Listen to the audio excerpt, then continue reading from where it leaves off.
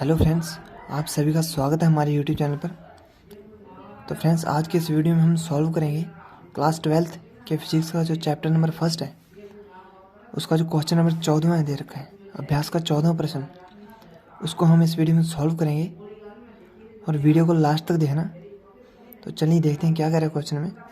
निम्न चित्र में किसी एक समान स्थिर विद्युत क्षेत्र में 3 आवेशित कणों के पथ चिन्ह दर्शाए गए हैं। 3 आवेश A 2 3 के पथ चिन्ह दर्शाए गए हैं। तीनों आवेशों के चिन्ह लिखिए, यानी कि इनके साइन लिखिए।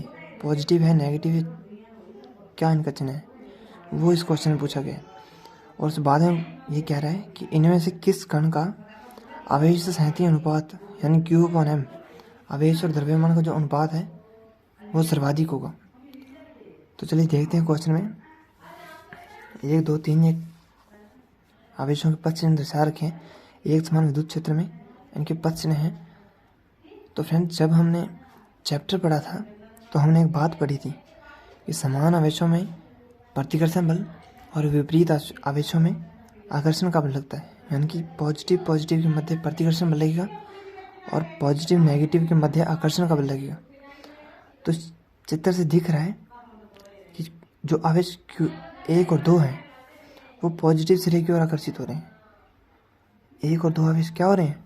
पॉजिटिव की ओर जा रहे हैं, ऊपर की ओर जा रहे हैं। यानी कि उनका चिन्ह कौन सा होना चाहिए? उनका चिन्ह नेगेटिव होना चाहिए।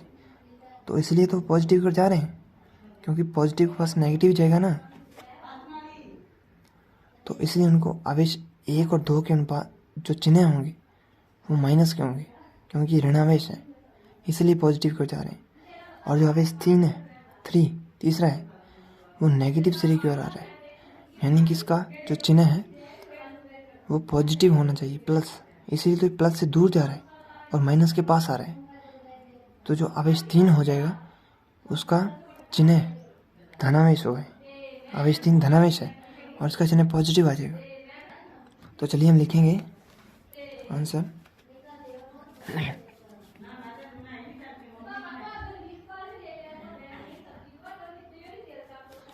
तो पहले हम लिखेंगे आवेश के चिन्ह।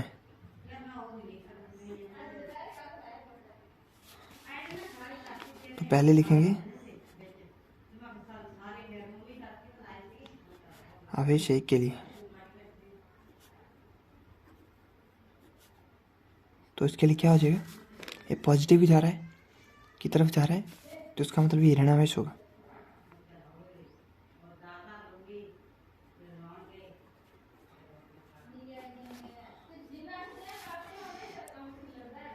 और दूसरे के लिए आवेश 2 के लिए, क्योंकि ये भी पॉजिटिव की ओर जा रहा है तो इस पर भी ऋण आवेश होना चाहिए।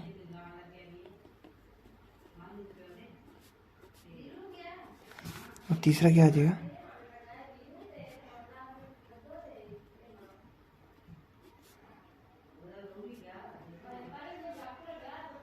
आवेश 3 के लिए, चूंकि ये माइनस सिरे की ओर आ रहा है तो इसलिए इस पर धनावेश होना चाहिए, पॉजिटिव चार्ज होना चाहिए। तो आगे क्या कह रहा है? इनमें से किस कण का आवेश सहनीय अनुपात सर्वाधिक है? यानी किस कण के लिए Q/M का अनुपात ज़्यादा है। तो इसमें किसके लिए ज़्यादा होगा कि जिसका M का मान कम, यानी द्रव्यमान कम होगा तो वो ज़्यादा विचलित होगा, यानी ऊपर नीचे ज़्यादा हिल सकेगा। अगर द्रव्यमान ज़्यादा होगा तो उसका विचलन कम होगा। तो जिसका M का मान कम और Q का मान ज़्यादा होगा, यानी आवेश की मात्रा ज़्यादा होगी, उसका विचलन सर्वाधिक होगा। और उसका विचलन सर्वाधिक होगा तो उसके लिए Q/M का जो अनुपात आएगा उसका मान भी ज़्यादा आएगा सबसे। कहने का मतलब ये है कि जो आवेश सबसे ज़्यादा विचलित होगा, जो आवेश सबसे ज़्यादा विचलित हो रहा है अपने पथ से, यानी जो ज़्यादा विद्युत क्षेत्र में आकर्षित हो रहा है ऊपर या नीचे, उसके लिए Q/M का मान सबसे ज़्यादा होगा। तो हम चित्र से देख ही रहे हैं कि जो आवेश 3 है वो सबसे ज़्यादा विचलित हो रहा है, यानी ये हल्का कण है और उस पर आवेश की मात्रा ज़्यादा होगी, जिससे ये नेगेटिव सिरे की ओर ज़्यादा विचलित हो रहा है। तो हम लिखेंगे क्या? कि आवेश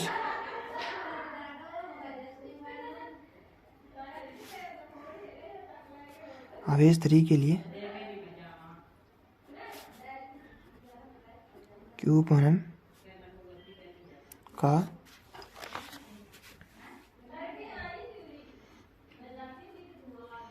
अनुपात सर्वाधिक होगा।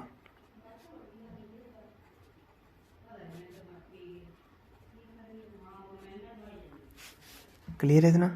कोई दिक्कत नहीं होनी चाहिए यहाँ तक, तो देख लीजिए।